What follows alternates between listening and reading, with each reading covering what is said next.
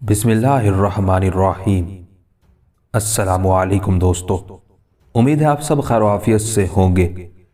आज मैं आप लोगों की खिदमत में एक नई कहानी लेकर हाजिर हुआ हूँ जिसका नाम है कमाल राज ज़वाल, जिसके मुसन्निफ हैं मुहय्यिद्दीन नवाब। एपिसोड 1। ज़वाल की कई वजूहात में एक अहम वजह खाना जंगी थी। तमाम शहजादे तख्त नशीनी के लिए आपस में लड़ने मरने लगे थे। महल्लाती साजिशें हमेशा से होती आ रही थी। बेगमात और शहजादियां अपने मफादात की खातिर चालें चलती रहती थी। नूर जहां की साजिशों ने शाहजहां को यह सोचने पर मजबूर किया कि अगर उसने अपने मुखालिफ भाई शहरयार और दूसरे भाइयों को कत्ल ना किया तो उनकी साजिशें हमेशा जारी रहेंगी। औरंगज़ेब आलमगीर के मुतालिक तंज़िया कहा जाता है कि वो पक्का मुसलमान था। उसने ना एक वक्त की नमाज छोड़ी और ना ही एक भाई को छोड़ा। मुगलों के ज़वाल के मुताबिक मौर्रिखों और दानिशवरों ने तरह तरह के नज़रियात कायम किए हैं। जब कोई कमाल हासिल करता है तो उसकी वाह वाह की जाती है। जब वही ज़वाल पजीर होने लगता है तो उसे पत्थर मारे जाते हैं। इस सिलसिले में औरंगज़ेब को ज़्यादा पत्थर मारे गए। उस पर इल्ज़ामात हैं कि उसने सियासत पर मज़हब को मुसल्लत कर लिया। इस्लामी कवानीन नाफिज करते वक्त हिंदुओं और दूसरे गैर मुस्लिमों के जज्बात का ख्याल नहीं किया और इस तरह उसने मुखालफतों और बगावतों को हवा दी। उस हवा ने आंधी की सूरत इख्तियार करके मुग़ल सल्तनत पर झाड़ू फेर दी। बाज़ मौर्रखीन ने यह राय कायम की है कि शहनशाह जलालुद्दीन अकबर ने अपने तौर पर मजहबी रवादारी की बुनियादों पर हिंदुओं को सल्तनत के मामलात में शरीक किया। उसने हिंदुओं को अपने दरबार और अपने सूबे में बड़े बड़े ओहदे दिए। हुकूमती मामलात में उन्हें अपना मुशीर ख़ास बनाया। इस तरह जाने अनजाने में उनके लिए इक़्तिदार हासिल करने के रास्ते हमवार करता रहा।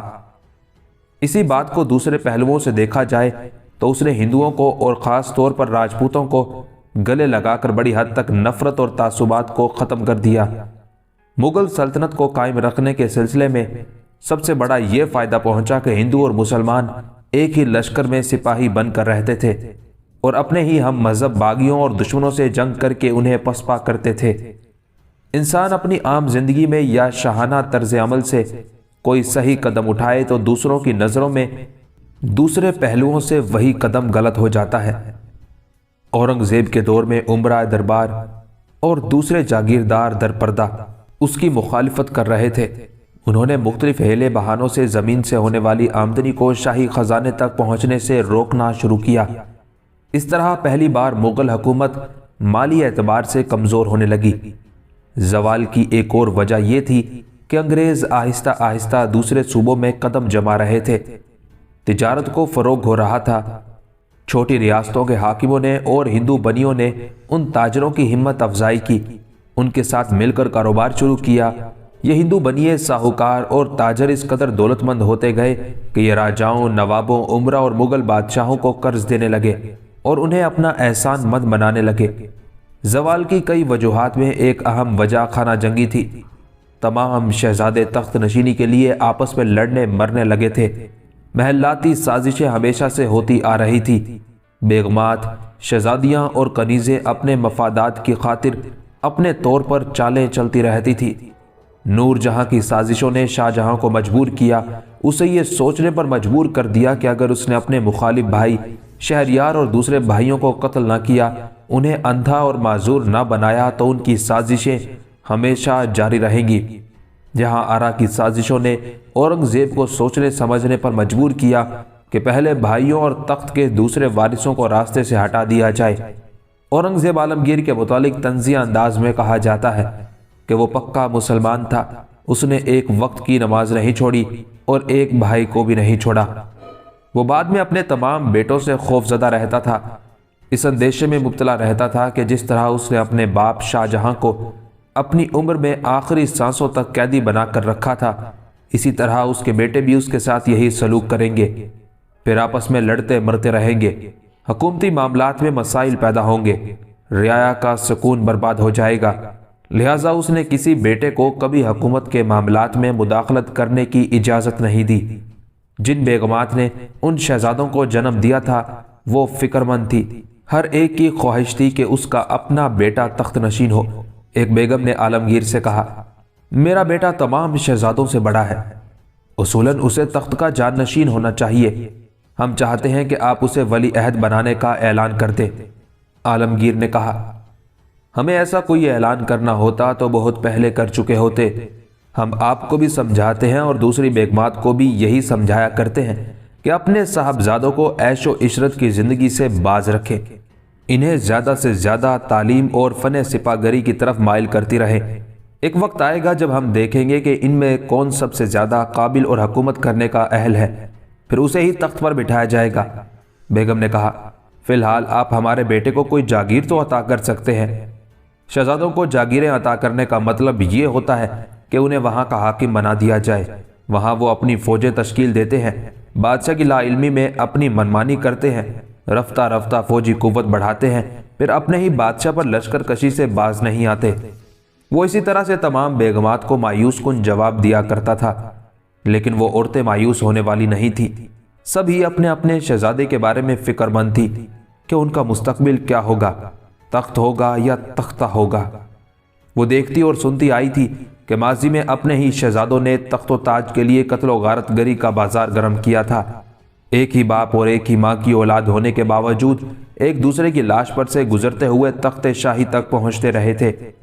तमाम बेगमात के जहन में एक ही बात थी कि उनमें से जिसके बेटे को तख्त पर बिठाया जाएगा उसकी लश्करी कुव्वत के आगे दूसरे तमाम शहजादे घुटने टेक देंगे या तख्तो ताज की हवस में हराम मौत मारे जाएंगे।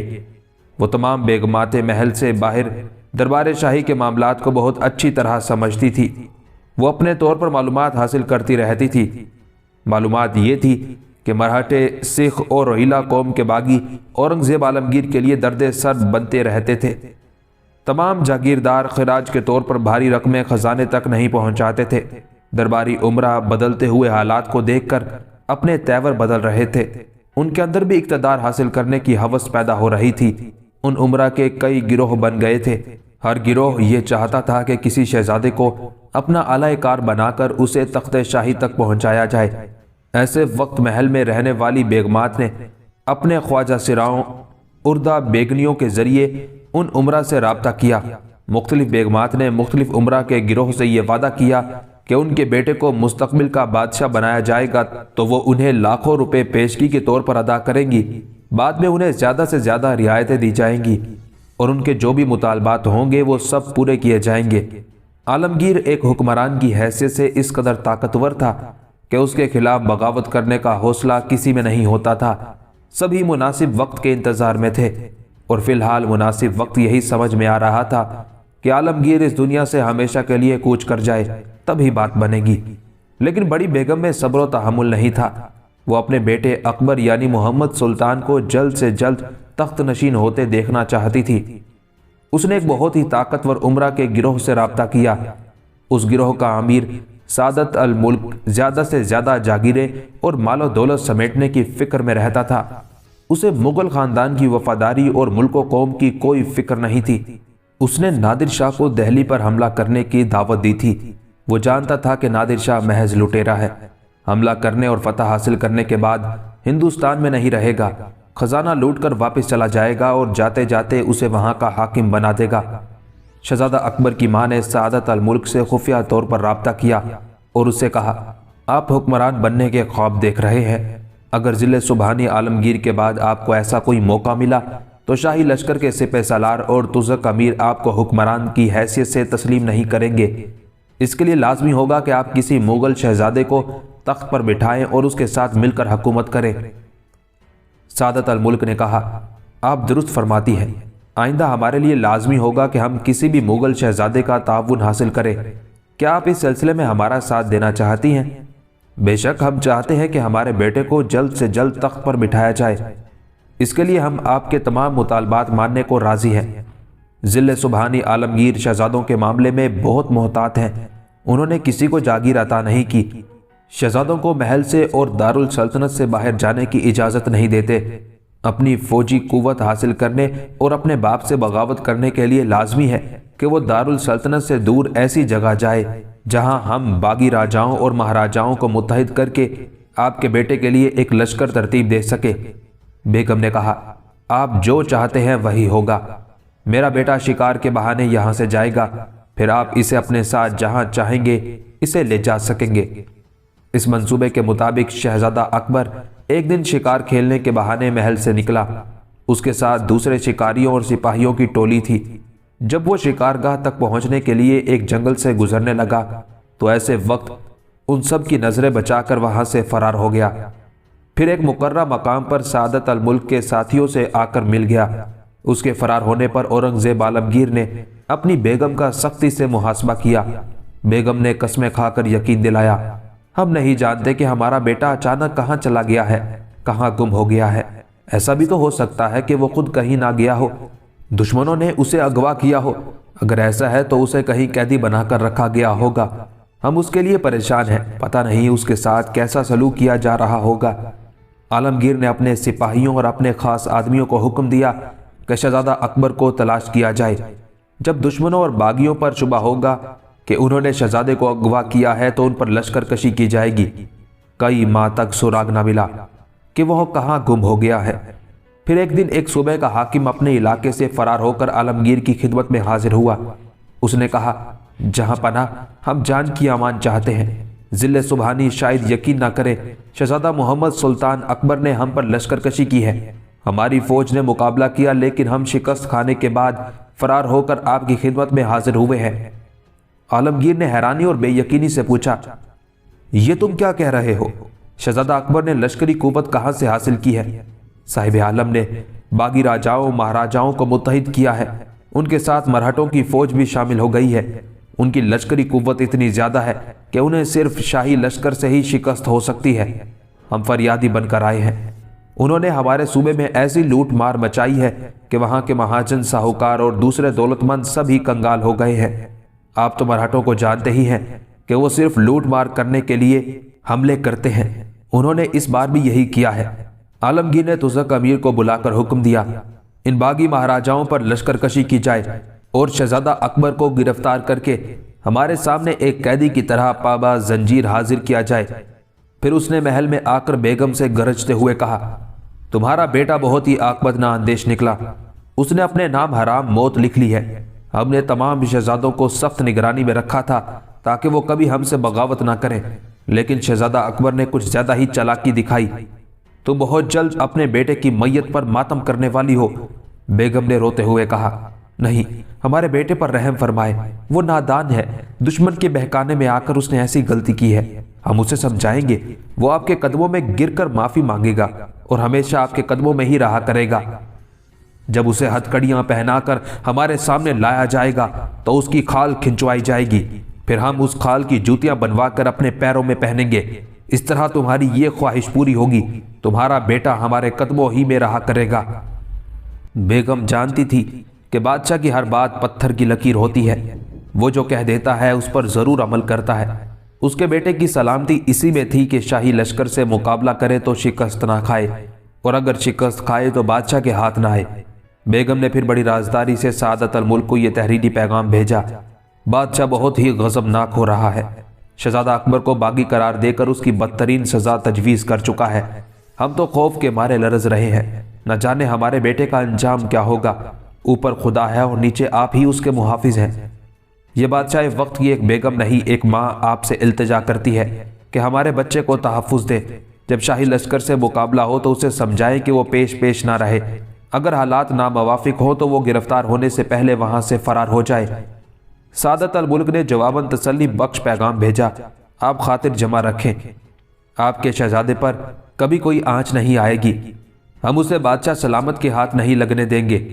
سعادت الملک کے عزائم کچھ اور تھے۔ وہ چاہتا تھا کہ شہزادہ اکبر کے ذریعے کامیابی حاصل ہوگی اور وہ شاہی لشکر کو شکست دے سکے گا تو یہ کامیابی دراصل اس کی اپنی ہوگی۔ اس نے عمرہ کا جو گروہ بنایا ہوا تھا وہ دوسرے تمام عمرہ سے افضل و برتر ہوگا۔ وہ تمام عمرہ جو دوسرے شہزادوں کو اپنے لیے مہرہ بنا رہے ہیں ان کی جان کے لالے پڑ جائیں گے۔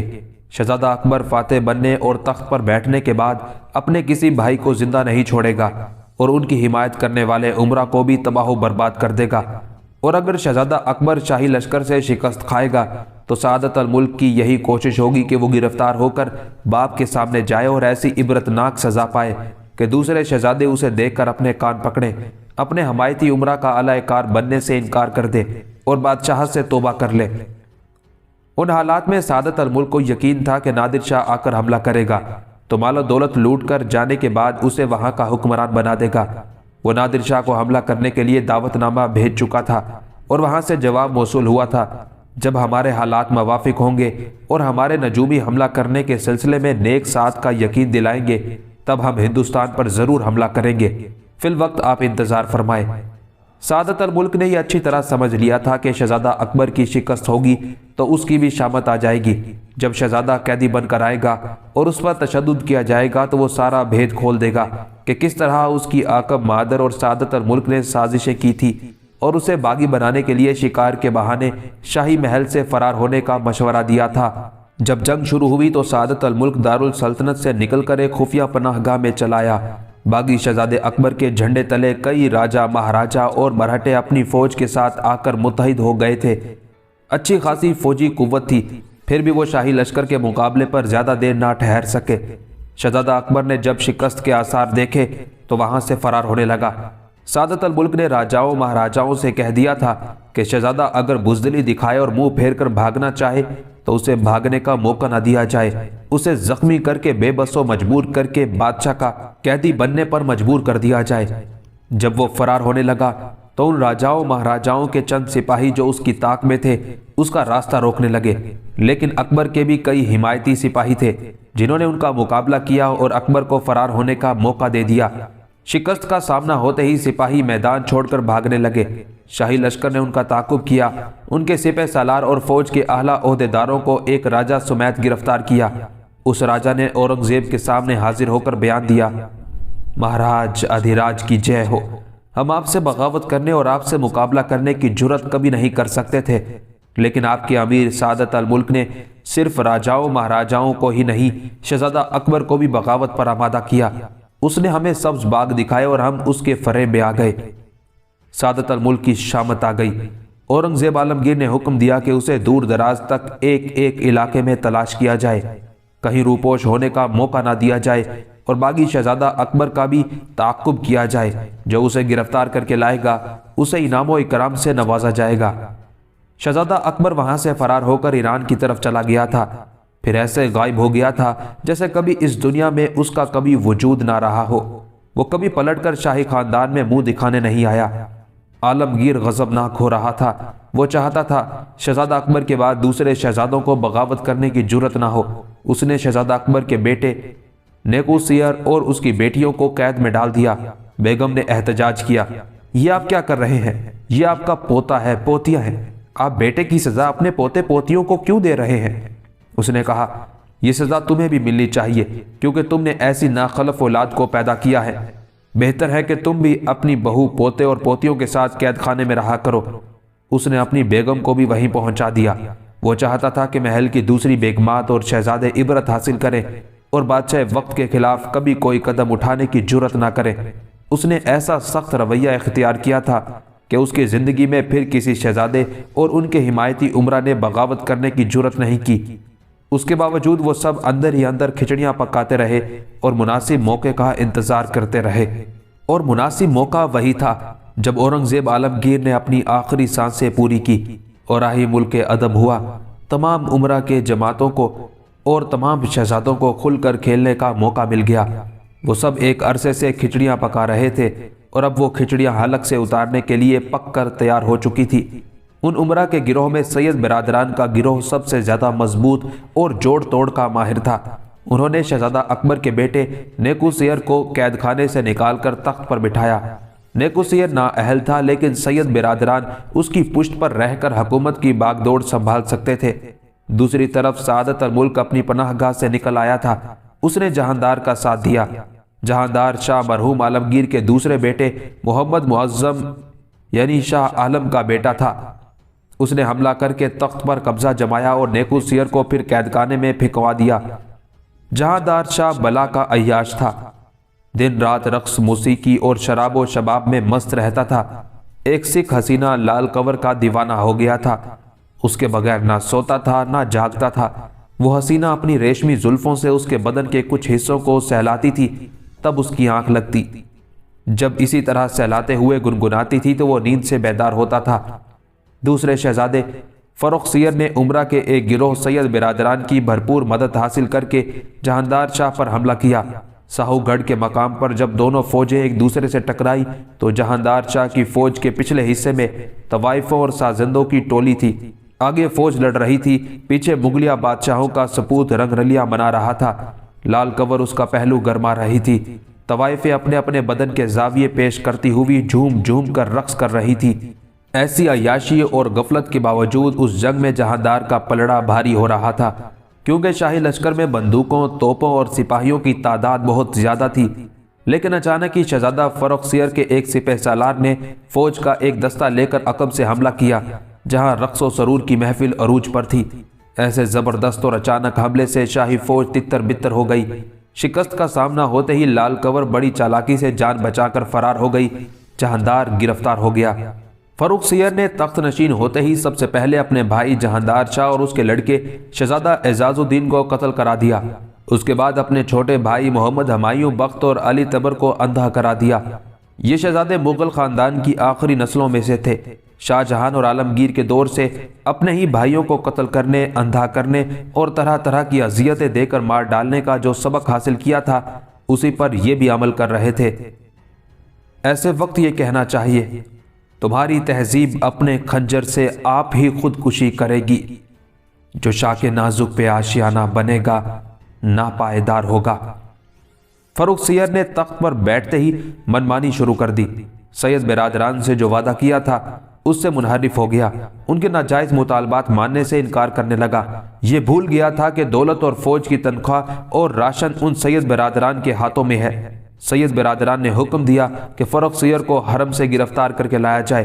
جب سپاہی وہاں پہنچے تو فروخ سیر کی ماں بیگمات اور دوسری شہزادیاں رونے لگی، ہاتھ جوڑ کر رحم کی درخواست کرنے لگی۔ مغل خاندان کی بیگمات اور شہزادیوں پر پہلے کبھی ایسا وقت نہیں آیا تھا کہ وہ معمولی سپاہیوں کے آگے ہاتھ جوڑ کر رحم کی بھیک مانگتی۔ تخت و تاج کے لیے لڑنے والوں کو اس بات کی قطعی پرواہ نہیں تھی کہ مغل خاندان کی عزت و وقار خاک میں مل رہا تھا اور وہ اپنی سطح سے گر کر ذلت کی زندگی گزار رہے ہیں۔ فروخ سیر کو حرم سے گھسیٹ کر باہر لایا گیا، ایک تنگ و تاریک کمرے میں پہنچا دیا گیا، پھر وہیں اسے قتل کر دیا گیا۔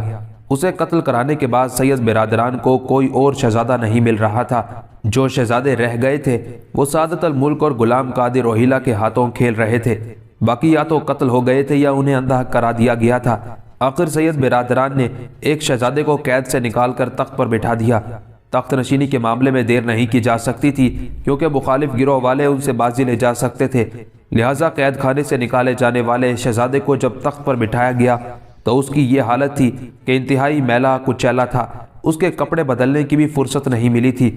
انہی میلے کپڑوں پر اسے قیمتی موتیوں کی مالا پہنائی گئی اور تاج سر پر رکھ دیا گیا۔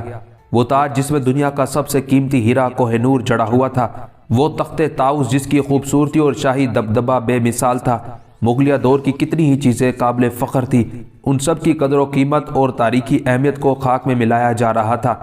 جس میلے کچیلے شہزادے کو تخت پر بٹھایا گیا وہ دل کا مریض تھا، چند مہینوں کے بعد مر گیا۔ ایسے وقت غلام قادر روہیلہ ان سید برادران پر غالب آ گیا۔ اس نے پہلے تو اکبر نامی ایک شہزادے کو تخت پر بٹھایا، لیکن وہ بالکل ہی نااہل تھا۔ غلام قادر نے غصے سے حکم دیا، چلو تخت سے اترو اور سب کے سامنے رقص کرو۔ وہ ہاتھ جوڑ کر گڑ گڑا کر التجا کرنے لگا کہ اسے بھرے دربار میں ذلیل نہ کیا جائے، لیکن جب اس کے جسم پر چابک پڑنے لگے تو وہ مجبوراً ناچنے لگا۔ اس سے پہلے کوئی تصور بھی نہیں کر سکتا تھا کہ مغل شہزادے اور شہزادیوں کو اس طرح ذلیل کیا جائے گا۔ شہزادیوں سے جو بدترین اور شرمناک سلوک کیا گیا اسے کسی مورخ نے بیان نہیں کیا اور نہ ہی کرنا چاہیے۔ ان دنوں شمالی ہندوستان میں روہیلوں اور مرہٹوں کو عروج حاصل ہو رہا تھا۔ ان دونوں نے متحد ہو کر یہ فیصلہ کیا کہ مغل خاندان کے ایک شہزادے کو تخت پر بٹھا کر اس کی پشت پر اقتدار حاصل کیا جائے۔ اس طرح تمام شاہی لشکر اپنے زیر اثر رہے گا۔ दूसरे बागी दारुल सल्तनत का रुख करने की जुर्रत नहीं करेंगे। उन्होंने शहजादा शाह आलम को महज नुमाइश के लिए तख्त पर बिठाया, फिर उस पर पाबंदी आयद कर दी कि वो दिल्ली शहर से बाहर ना जाए, महल और दरबार में रहकर अपनी खोखली बादशाहत का मुजाहिरा करता रहे। उन्हीं दिनों नादिर शाह ने हिंदुस्तान पर हमला किया, दारुल सल्तनत को इस तरह तबाह बर्बाद किया कि वो शहर खंडर बनकर रह गया। वहां से जाते जाते बे इंतहा खजाने के साथ कोहिनूर हीरा और तख्ते ताउस भी ले गया। ऐसे पूरा शोभ दौर में मराठों ने कसम खाई कि हिंदुस्तान की जमीन से मुसलमानों का नामो निशान मिटा देंगे। मराठों के एक जंगजू रहनुमा शिवाजी ने औरंगजेब के ज़माने में बगावत शुरू की थी। वो मुख्तलिफ सूबों और इलाकों में पहुंचकर अपनी फौज के साथ लूट मार करता था, उस इलाके को मुकम्मल तबाह बर्बाद कर देता था, फिर अच्छी खासी दौलत लूट कर वापस चला जाता था। आलमगीर ने कई बार उसकी सरखूबी की थी। वो शिकस्त खाकर फरार हो जाता था और कभी हाथ नहीं आता था। उसकी मौत के बाद बालाजी पेशवा और सदाशिव पंडित भाव जैसे मराठे मैदान में आए। उन्होंने एक बहुत बड़ा जलसा मुनक्किद किया। कहा जाता है कि वो मराठों की तारीख का बहुत बड़ा जलसा था। उस जलसे में मुसलमानों के खिलाफ बड़े ही जोश और जज्बे से कई फैसले किए गए। अगर वो अपने फैसलों पर अमल करते हुए कामयाब हो जाते तो पूरे हिंदुस्तान पर उनका कब्जा हो जाता और एक मुसलमान भी बाकी ना रहता। एक मराठे ने तकरीर करते हुए कहा, मुसलमान हमलावर हमेशा अफगानिस्तान के रास्ते हिंदुस्तान आते हैं और आइंदा भी आते रहेंगे। इन हालात में उनका रास्ता रोकना है। उधर से आने वाले अहमद शाह अब्दाली के पास इतनी बड़ी फौजी ताकत मौजूद है कि हमें उसका मुकाबला करने के लिए फिर से मुत्तहिद और मुनज़्ज़म हो जाना चाहिए। अगर हम उससे बड़ी फौज तरतीब देने में कामयाब हो जाएंगे तो सबसे पहले अफगानिस्तान के मरकज काबुल पर कब्जा करेंगे, क्योंकि वहाँ के अफगान बैरूनी हमलावर मुसलमानों को तरह तरह की इमदाद पहुँचाते रहते हैं और उनके लिए हिंदुस्तान तक पहुँचने के रास्ते हमवार करते रहते हैं। अगर हम मुसलमान हमलावरों की आमद का वो रास्ता भी रोक दें तो फिर कामयाबी हमारे कदम चूमेगी। हिंदुस्तान में जितनी भी मुसलमान रियासतें हैं हम उन्हें एक एक करके ख़त्म करना शुरू कर देंगे। हमारी धरती पर एक भी इस्लामी रियासत बाकी नहीं रहेगी। सदाशिव पंडित भाव ने कहा, हमारा सबसे पहला और बदतरीन दुश्मन महमूद गजनवी था। उसके हमले से हमारे दिल आज भी जख्मी हैं और सदियां गुजरने के बाद भी ये जख्म अब तक हारे हैं। महमूद गजनवी ने मथुरा के मंदिरों को तोड़ा, कनूज के मंदिरों को बर्बाद किया, किसी भी मंदिर में किसी बुत को साबित और सालिम नहीं रहने दिया, हत्ता कि सोमनाथ का मंदिर भी तोड़ डाला। सदियों पहले हमें जो जख्म लगाए गए हैं अब उनके इलाज का वक्त आ गया है। अब हमारे पास इतनी कुव्वत है कि ईंट का जवाब पत्थर से दे सकते हैं। सोमनाथ की मूर्ति की जो बेहुरमती की गई हम उसे भूले नहीं हैं। अब वक्त आ गया है कि हम सोमनाथ की मूर्ति को शाहजहां की बनाई हुई जामे मस्जिद दिल्ली के मिंबर पर नस्ब करें और वहां पूजा पाठ शुरू करें। सदाशिव ने फिजा में घोंसा लहराते हुए कहा, हम अपनी फौजी कुव्वत के जरिए पंजाब पर कब्जा करके अफगानिस्तान में घुस जाएंगे और गजनी पहुंचकर महमूद गजनवी का मकबरा ढा देंगे। उसकी लाश को कब्र से निकालकर उसके दांत तोड़ डालेंगे, फिर उसे आग में जला देंगे। दुनिया को दिखा देंगे कि हिंदुस्तान के हिंदू बेगैरत और बेहिस नहीं है, वो सदियों बाद भी इंतकाम लेना जानते हैं। बालाजी ने अपने चचाजाद भाई पंडित भाव की तकरीर सुनने के बाद कहा, मैं इससे भी ऊंचे अज़ाइम रखता हूँ। मेरे अंदर इंतकाम की आग भड़क रही है। मैं हिंदुस्तान से मुसलमानों को यकसर मिटाकर इस धरती को पवित्र यानी पाक कर देना चाहता हूँ। आइंदा कोई मुसलमान हमलावर हिंदुस्तान का रुख करने की जुर्रत नहीं कर सकेगा। मैं हिंदुस्तान से मुसलमानों को यकसर मिटाकर इस धरती को पवित्र कर देना चाहता हूँ। आइंदा कोई मुसलमान हमलावर हिंदुस्तान का रुख करने की जुर्रत नहीं कर सकेगा। उस जलसे में यह फैसला किया गया कि सबसे पहले दिल्ली की मुगल हुकूमत का खात्मा किया जाए, क्योंकि वहाँ के मौजूदा हुक्मरान निहायत ही नाअहल और बुज़दिल थे। वो आपस में लड़ रहे थे और एक दूसरे को कत्ल कर रहे थे। वहाँ का बराए नाम हुक्मरान शाह आलम था, जिसे किला मोहल्ला में नज़रबंद रखा जाता था। ये फैसला किया गया कि पहले दिल्ली की मुगल हुकूमत का खात्मा किया जाए, उसके बाद सीधा पंजाब का रुख किया जाए। वहाँ अटक के किनारे पहुंचकर अहमद शाह अब्दाली को आगे बढ़ने से रोका जाए, उसे शिकस्त देकर काबुल, कंधार और गजनी उनसे छीन लिया जाए। बड़े बड़े सुहाने और सुनहरे ख्वाब देखे जा रहे थे। एक अफगान इब्राहिम खान मराठा फौज के तोपखाने का सरदार था। उसे तोपे चलाने और गोले दागने में इतनी महारत हासिल थी कि मराठे मजबूरन उसकी खिदमत हासिल कर रहे थे। बालाजी ने इब्राहिम खान से कहा, हम मुसलमानों के खिलाफ जो कुछ कह रहे हैं और करना चाहते हैं उसका असर तुम जैसे वफादारों पर नहीं होगा। तुम हमारे साए में जिंदा सलामत रहा करोगे। इब्राहिम खान ने कहा, मैं आपको अपनी वफादारी का पूरा यकीन दिलाता हूँ। آپ کا نمک کھاتا ہوں، اس کے لیے ہر حال میں خود کو نمک حلال ثابت کرتا رہوں گا۔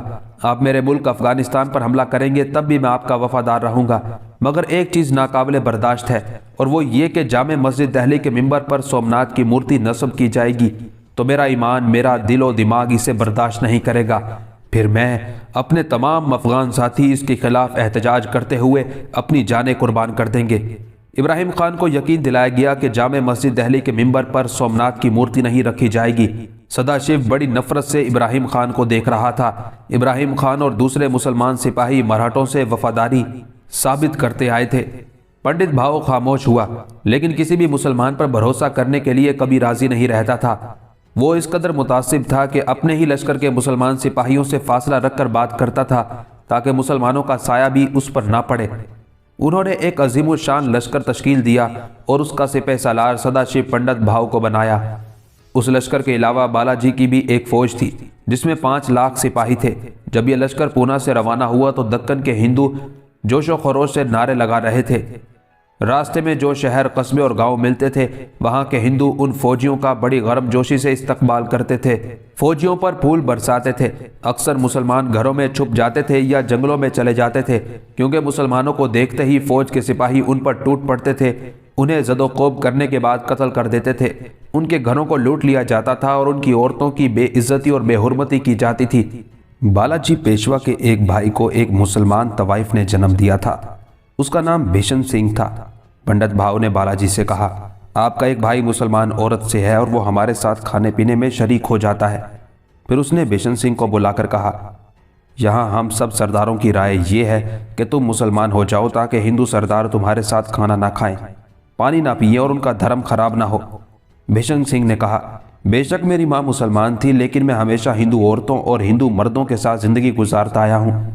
میں نے مسلمانوں کی طرح کبھی عبادت نہیں کی اور ایک ہندو کی طرح دیویوں اور دیوتاؤں کی پوجا کرتا رہا ہوں۔ مجھے دھرم بدلنے پر مجبور نہ کیا جائے، میں ہندو رہنا چاہتا ہوں۔ دوسرے مراٹھوں کو بھی یہ منظور نہیں تھا کہ بھیشن سنگھ اپنا دھرم تبدیل کرے، لیکن وہ سب سدا شیو پنڈت بھاؤ کے سامنے بول نہیں پاتے تھے۔ وہ ایک لشکر جرار کا سپہ سالار تھا، اس کے حکم کی تعمیل لازمی ہو گئی تھی۔ آخر بھیشن سنگھ کو مسلمان ہونے پر راضی کر لیا گیا۔ ابراہیم خان نے ایک مولوی کو بلا کر اسے کلمہ پڑھایا، اسے مسلمان کیا۔ مولوی نے کہا، اس کا نام اسماعیل خان رکھو، لیکن ابراہیم خان نے کہا، یہ شخص دل سے مسلمان نہیں ہوا ہے، پنڈت بھاؤ کے حکم سے مجبور ہو کر اسلام قبول کر رہا ہے، اس لیے میں اس کو ایک بڑے پیغمبر کا پاک نام نہیں دے سکتا، لہٰذا اس کا نام شمشیر بہادر رکھا جائے۔ وہ بھیشن سنگھ جب تک ہندو کہلاتا رہا تب تک سدا شیو کے دماغ میں کھٹکتا رہا۔ اب اس نے مطمئن ہو کر کہا، تم اپنی ماں کے پیٹ سے مسلمان تھے، اب پھر مسلمان ہو گئے ہو، آئندہ مجھ سے دور دور سے بات کرنا، اپنا سایہ بھی مجھ پہ نہ پڑنے دینا۔ پنڈت بھاؤ کو پاگل یا قبطی کہنا چاہیے۔ ایک انسان دوسرے انسان سے اتنی نفرت نہیں کرتا، خواہ وہ کسی بھی مذہب سے تعلق رکھتا ہو، لیکن مسلمان اس کے دل میں انگارے کی طرح دہکتے رہتے تھے اور دماغ میں پھوڑے کی طرح پکتے رہتے تھے۔ وہ جن اسلامی ریاستوں پر حملے کرتا تھا وہاں مردوں، عورتوں، بچوں اور بوڑھوں کی تمیز کیے بغیر قتل عام کا حکم دیتا تھا۔ غصے سے گرج گرج کر کہتا تھا، ایک مسلمان بھی اس ریاست میں زندہ نہ رہنے پائے۔ اس کی فوج میں ایک دستہ خاص طور پر لوٹ مار کے لیے رکھا جاتا تھا، وہ ہر گھر سے، ہر محل سے مال و دولت لوٹ کر لاتے تھے۔ مسلمان عورتوں کے لیے حکم تھا کہ جو زیادہ سے زیادہ حسین ہو صرف انہیں پنڈت بھاؤ کے سامنے پیش کیا جائے۔ وہ پہلے انہیں اپنے لیے پسند کرتا تھا، باقی عورتوں کو سپاہیوں کے حوالے کر دیا کرتا تھا۔ ہندو عورتوں کے لیے حکم تھا کہ انہیں ہاتھ بھی نہ لگایا جائے، ان کی عزت کی جائے، ان کے سامنے سر جھکا کر ہاتھ جوڑ کر ان کا مان بڑھایا جائے۔ وہ جس علاقے میں لوٹ مار کرتا تھا وہاں کی مسلمان عورتیں اس کے خیمے میں لائی جاتی تھی۔ وہ 2-4 انتہائی حسین عورتوں کو پسند کرتا تھا، پھر ان کی عزت و آبرو کی دھجیاں اڑاتے ہوئے ان سے جانوروں کی طرح سلوک کیا کرتا تھا۔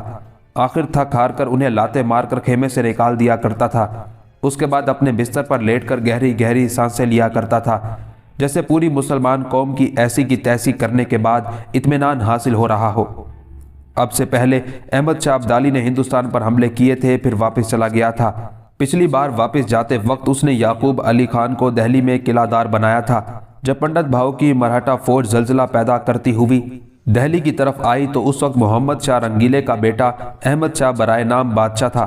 بھاؤ نے دہلی کے قریب پہنچ کر یعقوب خان کو لکھ بھیجا किले की कुंजियां हमारे हवाले करो और अपनी जान की अमान पाओ, वरना हराम मौत मारे जाओगे।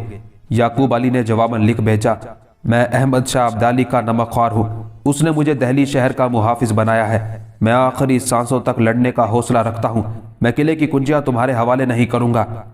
भाव ने तंजिया अंदाज में लिख भेजा, किस अहमद शाह अब्दाली की इमदाद का घमंड कर रहे हो? जब तक वो तुम्हारी मदद को यहाँ पहुँचेगा उस वक्त तक मैं इस दहली शहर को खंडर बना दूंगा।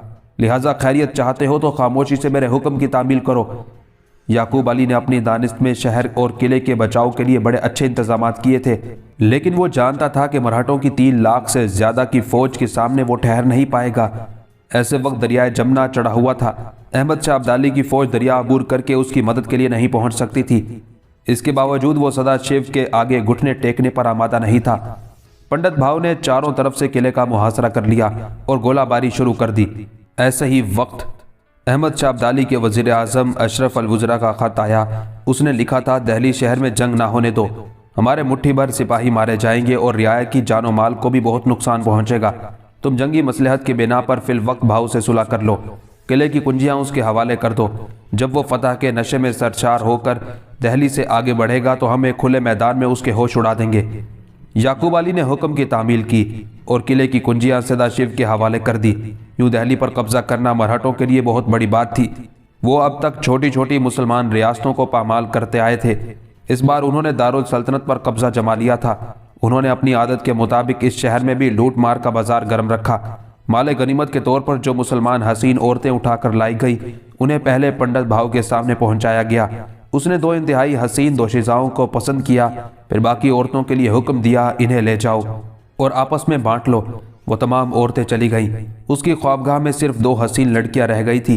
पंडित भाव ने उन्हें शदीद नफरत से देखते हुए कहा, साली मुसलमान जादियां, तुम्हारे बाप दादा ने बरसों हम पर हुकूमत की और हमारी औरतों की इज्जत आबरू से खेलते रहे।